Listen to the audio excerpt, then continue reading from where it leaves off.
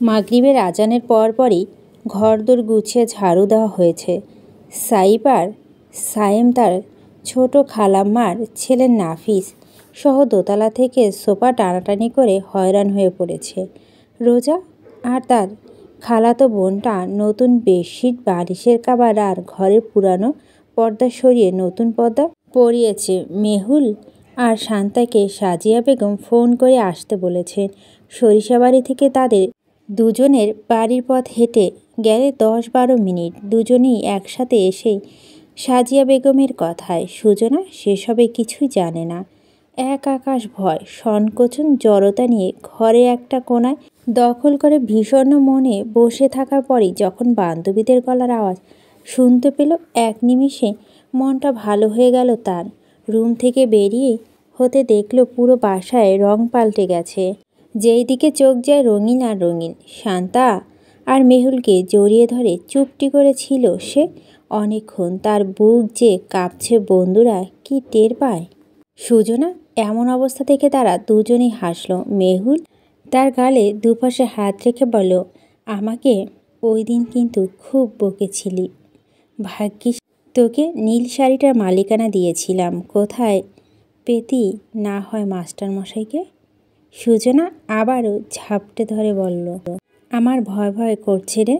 শান্তা পিঠে চাপড় দিয়ে বলল, ধুর মহিলা, সামনে যাবি আর এক হাত নিজের কোমরে রাখবি, আরেক হাত তার কাঁধ চাপড়ে বলবি, মাস্টার জামাই দেহি পকেটে হাত রাখো আর টাকা বাইর করো। মুই বান্ধবী গো লাগি। যাও দুষ্ট। হেসে উঠল সবাই মিলে। ছোটোখাটো ফুল টপ নিয়ে ড্রয়িং রুমে সাইব প্রবেশ করে বলল, তোমরা এসে পড়েছ? মেহুল হেসে মাথা দুলালো। শান্তা বলল, ওর একটু ভালো করে দেখো সাইব ভাই, এখানে আসতে তাই ইচ্ছা মতো পাউডার মাখছে। আল্লাহ সুন্দর বানাইছে, তারপরও ঘষা মাজার শেষ নাই। মেহুল পিঠে চাপড় মেরে বলল, তুই মাখিস না, শুধু আমার কথা বলিস, অসভ্য। সবাই আরেক দফা হাসল। সাইব সুজনাকে বলল, কি রে বন্ধু, তোর কান্নাকাটি শেষ হয়েছে? বলেছিলাম না তোকে আগে বিয়ে দেব, আমি এখন বিয়ে করে ফেলছি। আরে আজ দেখতে আসবে, কাল বিয়ে। সুজনা যা বলে ওদের নিয়ে চলে গেল। মেহুল রান্নাঘরে তার হবু শাশুড়ির সাথে গল্প গুজবে মত্ত হয়ে গেল।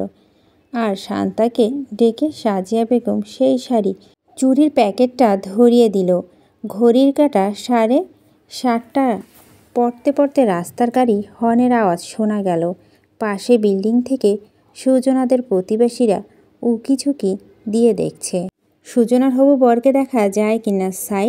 সায়েম আর নাফিস তাদের এগিয়ে নিয়ে আসতে গেল। তারা নানান পদের মিষ্টি ফলমূল নিয়ে এসেছে, সাথে পান সুপারি। সবাইকে 3তলা নিয়ে আসলো সবাই মিলে।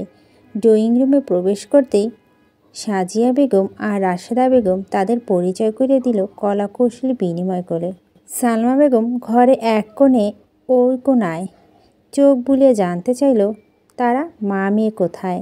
নাফিজা বেগম বললেন, আসছে, আপনাদের ছেলে আসেনি, এসেছে ও আর বাবা ভাইয়ের সাথে নিচে। আপনারা ব্যস্ত হবেন না, আমরা আজকে শুধু দেখতে এসেছি।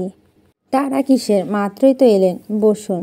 সাইবের সাথে হেসে খেলে কথা বলে দরজার বাইরে রাখা পাপোসে জুতো মুছতে মুছতে ঘরের ভেতর চোখ রাখল আভিক।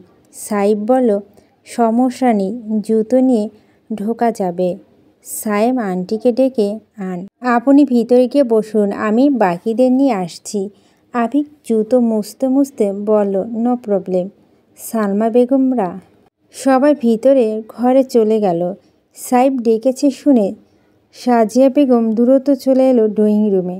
এসেই সাইবের বদলে সেই দিনকার সৌম্যদর্শন মাস্টার ছেলেটাকে পাঞ্জাবি পরিহিত অবস্থায় দেখলেন। পাপোসে জুতো বালি মুছতে ব্যস্ত সে মাথা নিচু করে। সাজিয়া বেগমের হাতে মিষ্টির প্লেট। ছেলেটার মুখ তোলার আগেই তিনি শাড়ির আঁচল টেনে মুখ ঢাকলেন। আবিক সরু চোখে তাকালেন। কিছুক্ষণ পর সালমার দিকে সাজিয়া বেগম সালামের জবাব দিয়ে বললেন, ভিতরে আসুন। না, আমি আগে করিমের আন্টিকে খুঁজছি। সাজিয়া বেগম শাড়ির আঁচল ধীরে ধীরে সরালেন। ওনার চোখ দুটো গোল গোল দেখালো। অভিক দেওয়ালে লাগিয়ে রাখা বাজারের ব্যাগ তুলে বড় সাইজের মাছটা বের করতে করতে বলল, করিম কথা দিয়েছিল ইলিশ মাছ নিয়ে আসবে। সাজিয়া বেগম মাছের ব্যাগ থেকে বের করে মাছটা দিকে হাঁ করে তাকালো। অভিক বলল, এটা নেওয়া যাবে? বাজার থেকে বই আনতে গিয়ে হাত ব্যথা হয়ে গেল। সাজিয়া বেগম এগিয়ে এসে মাছের মুখের সাথে বেঁধে দেওয়া রশিটা ধরে নিল। আবিক হাত ঝেড়ে হাসল। তার সাথে সাজিয়া বেগমের ঠোঁটের কোণায় হাসি দেখা দিল।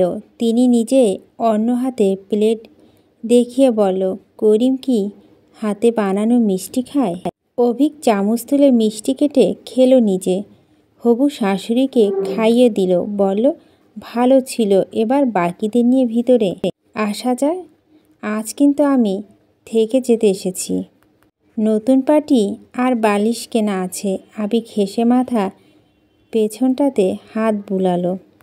সাজিয়া বেগম মাছটা নিয়ে যাওয়ার সময় আবারও ফিরে চাইলেন। বলেন, যাই হোক, রুই মাছটা কিন্তু ভালো ছিল। আবিক প্রশংসায় ভাসল, তাই হাসল ভীষণ চমৎকার করে। দরজা ওপাশে দাঁড়িয়ে সুজনা টের পেল সবার ছোটাছুটি। সবেমাত্র মুখ হাত ধুয়েছে সে। মা কিছু আগে শান্তাকে দিয়ে শাড়িটা পাঠিয়েছে। তার দরজার ওপাশে দাঁড়িয়ে বলছে, শাড়িটা যাতে পরে নেয়। সুজনা শাড়িটা হাতে নিয়ে রুমে পায়চারি করতে করতে শুনতে পেল অনা আদিবের গলা। সুজন কোথায়? সুজনের কাছে যাব। সাথে সাথে আনিকা গলা ভেসে এলো, সুজন আসবে, এখন অভির কাছে যাও। নামটা শুনতে বুকের ভিতর টিপ টিপ করে উঠল সুজনার। সত্যি এসেছে? শাড়িটা বুকের সাথে চেপে ধরে চুপটি করে রইল সে। চোখ খুলো। দরজায় টোকা পড়ায় কাপা গলায় জানতে চাইল, কে? রোজা উত্তর দিলে, আমি আপা। শান্তা? আপু বলে শাড়িটা পরে নিতে। নাস্তার প্লেট সাজানো শেষ হলে আসছে। আচ্ছা। সুজনা শাড়িটা পরে নিল কোনো মতে। যদিও সে শাড়ি পরতে বেশ পটু, বহুবার সে শাড়ি পরছে, কিন্তু আজ কোনো কাজেই মন বসছে না। অদ্ভুত কারণে সব কিছু হালকা হালকা লাগছে। বেশ সময় নিয়ে শাড়িটা পরে নিল সে। তারপর দুহাতে চুড়িগুলো, চুড়ি ঝনঝন শব্দগুলো শুনতে আজ ভালো লাগছে। যেন এর চাইতে সুন্দর সুর কিছুই আর নেই। প্রেমের ভেসে গেল বুঝি এমন অনুভূতি হয়। তারপর শাড়িটা পরে আয়নার সামনে দাঁড়িয়ে নিজেকে সময় নিয়ে দেখল। নিজেকে বোধহয় এমন করে আর কখনোই দেখেনি সে। হয়তো সে তার চোখে সব কিছু দেখে বলে নিজেকে এত সুন্দর লাগছে। এই যে গালের দুপাশে লাল খয়েরি হয়ে শুকিয়ে রইল বরণগুলো, এগুলো খারাপ লাগছে না। সে নিখুঁত নয় জেনেও তো অভিক ফারদিন কাউকে না দিয়ে তাকে মন দিয়েছে। তাই সে নিখুঁত হতে চাইবে না, এবং তার প্রয়োজনও নেই। ভালোবাসার সংখ্যা যদি খুঁত নিখুঁত মাপকাঠিতে দিয়ে হতো, তাহলে ভালোবাসা লুপ্ত হতো সেই কবে। জগতের এমন নিখুঁত মানুষও কোথায়? দরজা আবারও টোকা পড়ল। সুজনা চিরুনি হাতে নিয়েছে সবে। কে বলবে? চিরুনিটা চুলে লাগিয়ে দরজা খুলতে আনিকা আর জিনিয়াকে দেখে ভগড়ে গেল। খোলা চুল ঢাকতে শাড়ির আঁচল টেনে নিয়ে সালমার দিকে আনিকা সালাম দিল। সুজনাকে ভালো করে পরখ করে একটু মৃদু হাসল। বলল, আমাদের তো ভিতরে যেতে বলছো না? সুজনা আমতা আমতা করল। জিনিয়ার দিকে বারবার তাকালো। কে মেয়েটি? কখনো তো দেখিনি। সে বিছানার উপর থেকে তার সালোয়ার কামিজ সাজগোছের জিনিসগুলো সরাতে সরাতে বলল, আসুন না, আমি মাত্রই চেঞ্জ করলাম তো, তাই সব এলোমেলো। আনিকা বলল, থাক, ব্যস্ত হবে না, সমস্যা নেই, ওর সাথে পরিচয় করিয়ে দেই। ও জিনিয়া, ফুপির মেয়ে, সিজানের বোন। জিনিয়া সালাম দিল। সুজনা সালাম দিল। কুশল বিনিময় শেষে বলল, ওনারা কবে এসেছেন? এই তো 3 দিন আগে এলো। আপনি তো আমাদের খোঁজ খবর নেন না আজকাল। শুধু একজনের খোঁজ রাখলে চলবে? সুজনা চোখ জোড়া লজ্জায় নত হয়ে এলো। ওর কাচুমাচু ভাব দেখে জিনিয়া বলল, আহা ভাবি, লজ্জা দিচ্ছেন কেন? দেখো লজ্জা পেয়েছে। সুজনা বলল, না। আনিকা বলল, আচ্ছা ঠিক আছে, আপনি চুলটা বেঁধে নিন, আমরা আসছি। সুজনা মনে হলো আনিকা আগের মতো স্বাভাবিক স্বরে কথা বলছে না। তার ভালো লাগলো না। জিনিয়া বলল, আমি হেল্প করি, আমি খুব সুন্দর করে চুল বাঁধতে পারি। সুজনা মাথা দুলিয়ে সম্মতি দিল। শান্তার মেহুল এসে পড়ল তখনই। শান্তার সাথে ওদের পরিচয় হয়েছে, শুধু মেহুলের সাথে হয়নি। মেহুলের দিকে তাকিয়ে থাকতে দেখে শান্তা বলল, ও মেহুল, আমরা 3 বান্ধবী, চিনি আমি। মেহুল সালাম দিয়ে বলল, ভালো আছেন? আলহামদুলিল্লাহ। আপনি ভালো আছেন? জি। আপনারা দাঁড়িয়ে আছেন কেন? বসুন না। আনিকা বলল, সমস্যা নেই, আমি আছি। জিনিয়া বলল, নতুন ভাবি, আপনি বসুন, আমি চুল বেঁধে দিই। আরে, আপনার চোখ মুখ এত ফুলেছে কেন? সুজনা আমতা আমতা করে বলল, কই, এমনি। নিশ্চয় কান্নাকাটি করেছেন। আমারও কাঁদলে চোখ মুখ এরকম ফুলে যায়। শান্তার মেহুল চোখের দৃষ্টি বিনিময় করে চুপ করে দাঁড়িয়ে রইল। তাদেরকে সাজিয়া বেগম বলছেন, উনি বকাবকি করা সুজনা সকাল থেকে কেঁদে কেটে ভাসিয়ে ফেলেছে। সবার সাথে টুকিটাকি গল্প করতে করতে সুজনা চুল বাঁধা হয়ে গেল। শাড়ির কুচিগুলো ভালো করে ধরে পিন আপ করে দিল জিনিয়া। বলল, এবার ঠিক আছে, কিন্তু মুখ গোমড়া করে রেখেছেন, তাই ভালো লাগছে না। আরে, হাসতে কোনো টাকা লাগে না। সুজনা জোরপূর্বক হাসার চেষ্টা করলো। জিনিয়া বলল, আমি মামিদের বলে আসি আপনি রেডি হয়েছেন। জিনিয়া বেরিয়ে গেল। শান্তা আর মেহুল বলল, আচ্ছা আপনারা কথা বলুন। আনিকা মাথা দুলালো। ওরা যেতেই সুজনার বিছানা চাদর ঠিক করতে করতে বলল, আপনি বসুন না, বাচ্চারা কোথায়? ওরা অভির কাছে। ও, আপনি এই সম্বন্ধে রাজি আছেন সুজনা? চাদরের হাত থেমে গেল সুজনার। ফিরে তাকাতেই দেখলেন আনিকা ওর দিকে উত্তরের অপেক্ষায় তাকিয়ে আছে। সুজনা মহা মুশকিলে পড়ে গেল। আনিকা বলল, না, আমার মনে হচ্ছে আপনি কেঁদেছেন, তাই জানতে চাইলাম। সুজনা মাথা নামিয়ে রাখলো। বলল, শুরু থেকে আমার চেয়ে বসা মানুষটাকে ফেরানোর সাধ্য আমার কখনই হবে না। কারো শখ আহ্লাদ আনন্দ আর ভরসার জায়গা হতে পারাটা আমার জন্য সৌভাগ্যের। আমি কখনো না করতে পারতাম না। আনিকা মৃদুমন্দ হাসল। সুজনা টলমল করে চোখ জোড়া দেখে গাল টেনে দিয়ে বলল, আপনি আমার এত কাছে চলে আসবেন, এটা তো আমার জন্য আনন্দ সুজনা। যাই হোক, যেটা বলতে চাচ্ছিলাম, বাসনে বাসনে লাগলে টুংটাং আওয়াজ হয়, কিন্তু ছোট মা আর মায়ের মধ্যে মন কষাকষি হলে তারা একে অপরের সাথে কথা বলে না ঠিক, কিন্তু একে অপরকে ছেড়ে কখনো খাবার টেবিলে খেতে বসতে দেখিনি। সবাইকে খাইয়ে পাতিলের শেষে মাছের টুকরোটি এপিট ওপিট ভাগ করে খেতে দেখেছি। অসুস্থ হলে একে অপরে কাপড় চোপড় ধুয়ে দিতে দেখেছি। তাদের রোজ মন কষাকষি হয়, কিন্তু সেসব ডাইনিং রুম পর্যন্ত কখনো যায় না। দিন শেষে বাসন দুটো তো আর আলাদা থাকতে পারে না, তাদের একসাথে ভাজে ভাজে মানিয়ে থাকতে হয়। আপনার আমার সম্পর্কটা তেমন হোক। সুজনা চোখ জোড়া আরও টলমল করে উঠল, যেন চোখে স্বচ্ছ জলে আনিকা নিজেকে দেখতে পাচ্ছে।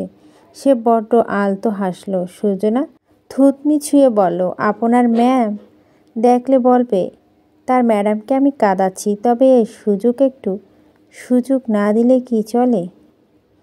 বলে আসি, তোমার তাকে ভীষণ রকম কাঁদিয়ে এসেছি ভাইটি। সুজনা কান্নার জলে হেসে ফেলল। আনিকা হেসে তাকে জড়িয়ে ধরল। এশারের আজান পড়ায় বাবা চাচ্চুরা মসজিদে চলে যেতে অনা আদিবকে জিনিয়া নিয়ে এলো সুজনার কাছে। এতক্ষণ পর সুজনাকে দেখে তারা দুজনে ভীষণ উত্তেজিত। আনিকা তখন সুজনাকে কানের দুল পরাতে ব্যস্ত। ওরা দুজন এসে সুজনার কোমর জড়িয়ে ধরে ডেকে উঠল, সুজানবো। আকস্মিক আকস্মিক আক্রমণে সুজনা হতবিলম্ব বলল, কেমন আছেন আপনারা? এতক্ষণ কোথায় ছিলেন? অনা বলল, অভির কাছে। অভি বুঝছে সুজনা বউ। সুজনা বলল, নাস্তা করেছেন? ওকে কথা ঘুরাতে দিল না ওরা। বলল, সুজান বউ, অভির বউ। সুজনা এবার হাত দিয়ে চোখ ঢেকে নিল। সবাই ঘর কাঁপিয়ে হেসে উঠল ওদের কাণ্ড দেখে। দরজার বাইরে থেকে নাজিয়া বেগম ডাক দিল সুজনাকে, সুজু, তোর হলো হয়েছে খালামণি। এতক্ষণ লাগে মানুষগুলো কি মনে করবে? সুজনা আনিকার দিকে তাকালো। উনি বলল, সমস্যা নেই, চলুন আগে আমার কাছে যাই। ওকে। সুজনা আগে মায়ের কাছে গেল। রাশেদা বেগম কাটা ইলিশ মাছ ধুচ্ছেন। সুজনা প্রশ্ন করল, ইলিশ মাছ কখন এনেছে? সাজিয়া বেগম তেলের উপর পেঁয়াজ ছিঁড়ে দিয়ে মেয়ের দিকে আর চোখে তাকালেন। রাশেদা বেগম জবাব দিলেন, তোর মায়ের মেয়ে জামাই। সুজনা হতবিহ্বল চোখে তাকালেন। গতকালকে সেগুনবাগিচে উনি মজা করে বলেছিলেন, আর সত্যি সত্যি নিয়ে এসেছে। এ কার পাল্লায় পড়ল সে? সব কিছুতেই সিরিয়াস। হবু শাশুড়ি ইলিশ মাছ রান্না দিয়ে ভাত খাবে বলে আবদার। ভালো করে রান্না করতে হবে। না, তুই ওনাদের কাছে গিয়েছিস? আমার কাছে এসেছি। আম্মা যদি সাজিয়া বেগমের সাথে সাথে জবাব দিল, কেন এখন না গিয়ে দাঁড়িয়ে আছে? আমি কি কোনো সোহবত শেখাইনি? বাড়িতে মেহমান এলে তাদের গিয়ে দেখা করতে হয়। নতুন করে মায়ের অনুমতি নেওয়ার কোনো মানে আছে? সুজনা মুখখানা আরও গোমরা হয়ে এলো। শান্তা এসে সুজনার পিছে দাঁড়িয়ে সবার মুখদর্শন করল। সাজেদা বেগম বললেন, আহা, মেয়েটাকে একটু ভালো করে বললে কি হয়? চোখের সামনে না দেখতে পেলে বুঝবে এমন সোনার মেয়ে কারো আছে? সুজনা মাথা নত করে দাঁড়িয়ে আছে, চোখ ঝাপসা হয়ে এসেছে। নাজিয়া বেগম এসে বলে, সুজু কোথায়? ও মা এখানে এসে দাঁড়িয়ে আছে। শান্তাকে জিজ্ঞেস করলো, কি হয়েছে? সে ছোট করে উত্তর দিল, আন্টি বকাবকি করেছে মনে হচ্ছে। উনি সুজনার কাছে গিয়ে জড়িয়ে ধরে বললেন, তোর মায়ের একার উপর দিয়ে যাচ্ছে সব, তাই এমন করছে। আবার তুমি ওর উপর রাগ ঝাড়ছ কেন? কোথায় সেজেগুজে তোমার কাছে এলো? মেয়েকে দোয়া করবে তা না করে বকছো। তুমিও পারো। সুজনা ডুকরে ওঠার শব্দে সাজিয়া বেগম বলেন, ওকে নিয়ে যাও নাজু। শান্তা এসে বলল, আহারে বুদ্ধ, চল। আরে, তোকে কাঁদতে দেখলে ওনারা কি মনে করবেন? সুজু চল। সুজনা নড়ল না। খালাম্মাকে জড়িয়ে মুখ লুকিয়ে রাখল। সাজেদা বেগম বললেন, আহা সুজুর মা, তুমিও পারো। এই সময়গুলোতে মেয়েদের সাথে নরম হয়ে কথা বলতে হয়। এই সময় কত ভয় ভয় কাজ করে জানো না? তুমিও বাবু, কার রাগ কার উপরে দেখাও বুঝি না। শান্তা অনামিকাকে সব বলে ডেকে আনল। ও এসে সুজনাকে ধীরে সুস্থে জড়িয়ে নিল নাজিয়া বেগমের কাছ থেকে। ফিসফিস করে বলল, না গেলে আপনার রাগী আন্টি নিজেই চলে আসবে। আনিকা তাকে জোর করে নিয়ে বেরিয়ে গেল রান্নাঘর থেকে। ও যাওয়ার সময় মায়ের দিকে তাকালো, আম্মা কি খুশি নেই? সুজনা চুলকোপার ওপর শাড়ির আঁচলটা তুলে দিল আনিকা। তাকে অমন কান্না কান্না মুখ দেখে সবাই খানিকটা কৌতূহলী চোখে তাকালো। সুজনা সবাইকে গিয়ে সালাম করলো। সালমা বেগম ওর মুখের দিকে তাকিয়ে আছে।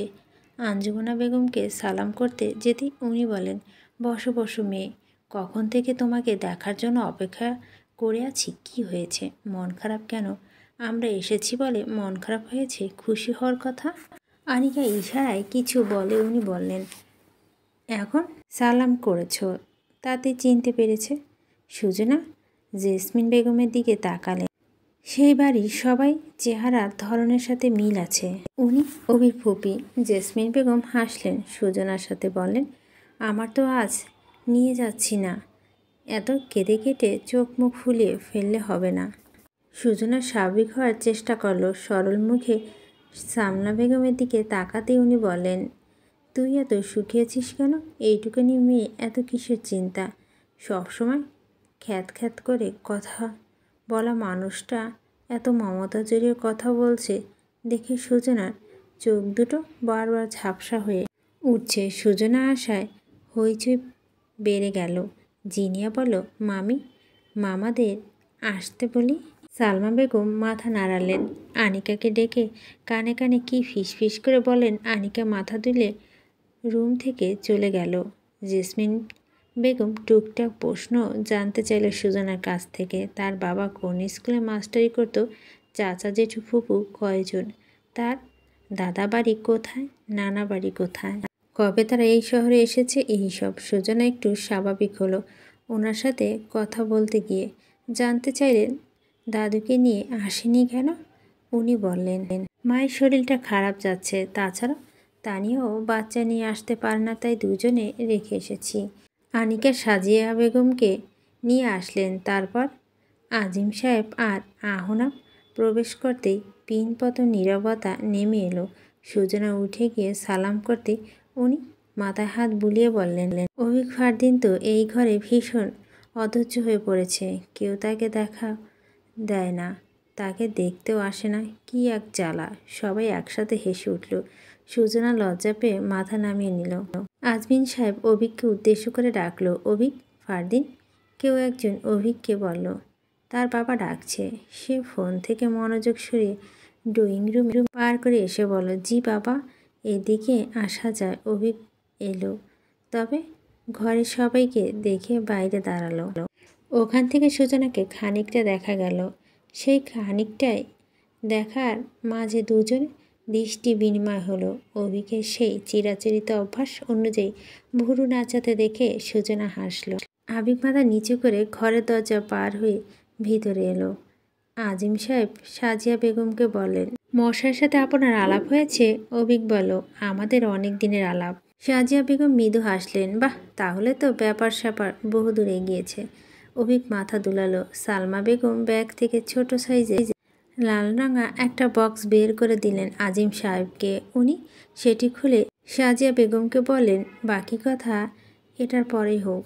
সাজিয়া বেগম সম্মতি জানালেন নীরবে। আজিম সাহেব অভিককে ঋণটা বাড়িয়ে দিয়ে বলল, এই নাও বর্ষ। অভিক ঋণটি তুলে নিয়ে সুজনার দিকে তাকিয়ে আবার ভুরু তুলল। সুজনা চোখ ফিরে নিল অন্যদিকে। জিনিয়া তাকে টেনে এনে অভিকের পাশে দাঁড় করালো। সিজানের ক্যামেরাটা নিয়ে এসে বলো, ওয়েট ওয়েট, নানুকে তো ছবি দেখাতে হবে। আনিকা এসে সুজনার আঙ্গুলটা তুলে অভিকের হাতে তুলে দিয়ে বলল, ধর। অভিক আঙ্গুলটা আলতো করে ধরে বিড়বিড় করে বলল, আঙ্গুলে মানুষটা দরকার। সুজনা কেঁপে কেঁপে উঠল তার আলতো স্পর্শে। অভিক সেটা পরিয়ে দিতে দিতে বলল, সুজনা, ফারদিয়া, তাড়াহুড়া হয়ে যাচ্ছে। কি আর করার, আপনিটাকে একলা একা দেখার ভীষণ তাড়া আমার। আন্টির বদলে পর সবাই হাততালি মুখরিত হলো পুরো রুমটা। সালমা বেগম টেবিল থেকে মিষ্টি প্লেট নিয়ে সুজনাকে খানিকটা খাইয়ে দিয়ে দিল। অভিকটাকে বাকিটা খাইয়ে দিয়ে বলল, এবার বড় হতে হবে অভি। অভিক মাকে খাইয়ে দিতে দিতে বলল, আমি বড় হইনি, হয়েছিস বয়সে, বুদ্ধিতে আন্ডা। সুজনা শব্দহীন হেসে উঠল, সাথে বাকিরাও। সবাই মিষ্টি খাওয়াখাই হলো। সাজিয়া বেগমকে আনিকা টেনে নিয়ে এলো। আবিক আর সুজনার সামনে এনে দাঁড় করিয়ে দিল। মিষ্টি চামচে তুলে হাতে ধরিয়ে দিয়ে বলল, মিষ্টিমুখ করান আন্টি। সাজিয়া বেগম চামচটা অভিকের মুখে তুলে দিতে দিতে বললেন, আমার তো আজকে দেওয়ার মতো কিছু নেই, কি দেবো আমি। আবিক খেয়ে চামচটা নিয়ে মিষ্টি কেটে ওনাকে খাইয়ে দিতে দিতে বললেন, আমি এত ছাড় দেওয়া পাত্র নই, হিসেব মতো সবচেয়ে মূল্যবান রত্নটা বুঝে নিয়েছি। সাজিয়া বেগম মিষ্টিটা চিবিয়ে হাসলেন, বলেন, ইলিশ মাছটা রেঁধেছি, কাটা বেছে খেয়ে যেতে হবে, কিন্তু কাটা লাগলে তো আবার সমস্যা। সমস্যা কি? গলা থেকে কাটা না নামা অবধি থেকে যাব, রাতটা গল্প করে কাটিয়ে দেব। করিমের আবার রাত জাগার অভ্যাস আছে, তাই আমার আব্বা করিমুল্লাহ সর্দার রাতে গ্রামে চোর ডাকাত পাহারা দিতেন বলে রাত জাগার অভ্যাস ছিল। কিন্তু করিম কাকে পাহারা দেয়? করিমও চোর পাহারা দেয়, তাই বুঝি? সবাই কি আর টাকা পয়সা চুরি করে? মানুষও চুরি করা যায় তো। চুরি কি হলো তা আর বলতে, মানুষ তো চুরি হলোই, সাথে তার মন, রাতের ঘুম আর প্রিয় ট্র্যাকস্যুট। চোরটাকে ধরার কারসাজি চলছে অবশ্য। সুজনা মৃদু হেসে মাথা নামিয়ে নিল। ইস, ট্র্যাকস্যুটটা এখনও রয়ে গেছে। সাজিয়া বেগম হাসলেন এবারও। বললেন, শুরুতে ভেবেছিলাম করিম ভীষণ ছেলে মানুষ, ছোট মানুষ। পরে দেখলাম সে ছোট মানুষের ছদ্মবেশে এক মাস্টার মশাই। তবে এখন বুঝলাম মাস্টারমশাই ভীষণ ছোট মানুষ না হলে ভীষণ রকমের ছেলে মানুষ। ভীষণ রকম ছেলে মানুষটাকে পছন্দ হয়েছে। সে যদি আমাকে অপছন্দ হওয়ার সুযোগ না দেয়, পছন্দ না করে যাব কোথায়? আবির মাথা পিছনে হাত বুলিয়ে হাসল, বলল, আমি তাহলে নিয়ে নিলাম। সাজিয়া বেগম মেয়ের দিকে তাকালেন না। বকেছেন তাই নিজেই শান্তিতে নেই। অভিকের দিকে তাকিয়ে প্রশ্ন করলেন, সে তো আবার বিয়ে টিয়ে নিয়ে বড়ই দ্বিধাদ্বন্দ্বে ভুগছে। আমার কাছে আছে। কি আছে? দ্বিধাদ্বন্দ্বের দূরীকরণের মহা ঔষধ। এক ডোজে যথেষ্ট। সাজিয়া বেগম ঠোঁট এলিয়ে হাসলেন। মাথা হাত বুলাতে গিয়ে চুল টেনে দিয়ে বলেন, দুষ্টু ছেলে। বড়রা কথা বলার জন্য এক ঘরে বসলেন। বাকিদের সুজনার ঘরে পাঠিয়ে দেওয়া হলো। সুজনা অনামিকা আঙ্গুলটা সেই তখন থেকে রেখেছে অন্যের হাতে। বড়রা কি সিদ্ধান্ত নিচ্ছে তা জিনিয়া, শান্তা, মেহুল আগাম পরিকল্পনা করে হাসছে আর সুজনার সাথে মজা নিচ্ছে। অনাদি সুজনার পাশে বসে রয়েছে ভালো বাচ্চার মতো। কিছুক্ষণ পর পর সুজনার দিকে তাকাচ্ছে আর জানতে চাচ্ছে সুজন বউ। তাদের কথা হাসা ছাড়া সুজনার উপায় নেই। কিছুক্ষণ পর সাইম ঘরে উকি দিল। জানিয়া বলল, কি অবস্থা? সাইম লজ্জায় কান মলতে মলতে বলল, আপা তোকে ডাকছে। কে কে? সবাই চেঁচিয়ে ওঠায় সুজনা অবাক চোখে তাকালেন। শান্তা বলল, স্যার নাকি? সাইম মাথা দুলালো, বলল, এখন যেতে বলেছে। জিনিয়া ফিক করে হেসে উঠে বলল, ভাইয়া তুমি গিয়ে বলো যে আমরা এখন তাকে ছাড়ছি না। সাইম চলে যাচ্ছিল। সুজনা বলল, না না, এরকম বলিস না। সবাই হেসে উঠল। মেহুল শান্তা গায়ে ঠেস দিয়ে বলল, সখী ভালোবাসা কারে কয়? আনিকা অনার চুলে ক্লিপ লাগিয়ে দিতে দিতে বলল, সুজান আপনি যান, আপনার কেন বেচারিকে এত লজ্জা দিচ্ছেন? সাইম বলল, তাড়াতাড়ি যেতে বলছে। সুজনা আবার সবাই দিকে তাকালো। মেহুল বলল, যা গাধি। সুজনা মাথা নেড়ে বলল, আচ্ছা। আনিকা কপাল চাপড়ে বলল, এ কেমন মেয়ে? আদিপ বলল, আম্মু সুজান কোথায় যায়? অভি ডাকে। অভি কেন ডাকে? আনিকা সবাইকে প্রশ্ন করলো, কেন ডাকে? সবাই হেসে উঠল। সুজনা সাইমের পেছন পেছন যেতে যেতে বলল, কোথায়? বারান্দার ফোনে কথা বলছিল এতক্ষণ, এখন ছাদের দিকে গিয়েছে বোধহয়। ছাদে যা। আচ্ছা আম্মা ডাকলে বলিস কেমন? সাইম মাথা দুলালো। সুজনা ধীর পায়ে হেঁটে ছাদে উঠে গেল। ছাদে এক পাশে সিমেন্টের বস্তা, অন্য পাশে ট্যাঙ্ক। আবিক ফোন কানে নিয়ে পশ্চিমমুখী হয়ে দাঁড়িয়ে কথা বলছে। সুজনা এস্তপায়ে হেঁটে তার পিছনে গিয়ে দাঁড়ালো।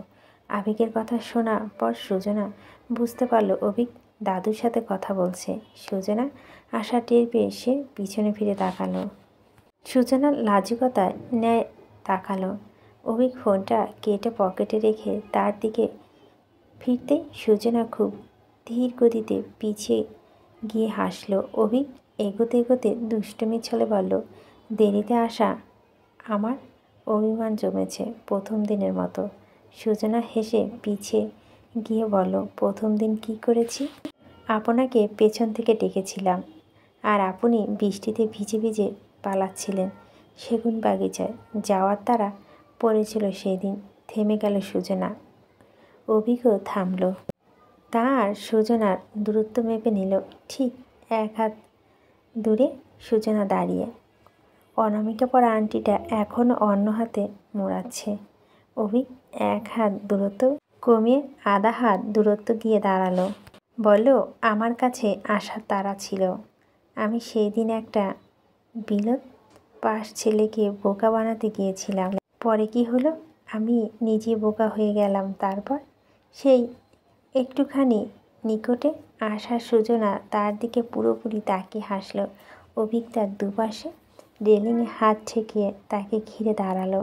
ভুরু নাচিয়ে জানতে চাইল, কি আপনি দূরের জিনিস ভালো দেখতে পান? অভিক ভুরু কুচকে চাইল। কিয়ৎ পরিমাণ সময় নিয়ে পরক্ষণে হেসে উঠল। ঝুঁকে বলল, কাছের জিনিসও ভালো দেখতে পাই। এই যে তাকে দেখতে পাচ্ছি। কেমন শাড়িতে? সে আমার বাগানের ফুলের মতো।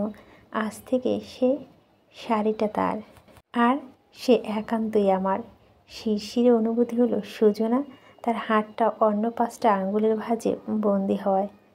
কপালে কপালে স্পর্শ, নিঃশ্বাসে শব্দসন্ধি, আর সেই ভাঁজে ভাঁজে বসে থাকা 5 আঙ্গুলের স্পর্শ অনুভবে সুজনা তখন বেহাল অবস্থায়। সে মিনমিনিয়ে করে বলে উঠল, বসন্তের কোকিল অল্প সময়ের জন্য আসে।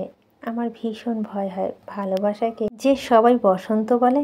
আপনি আমার জীবনে বসন্তের কোকিল নয়, আমিও না। আপনি আমার বারান্দার পাশে গাছটি, নরম ডালে বসা শালিক পাখিটি, যার থাকার জন্য কোনো ঋতুর প্রয়োজন হয় না।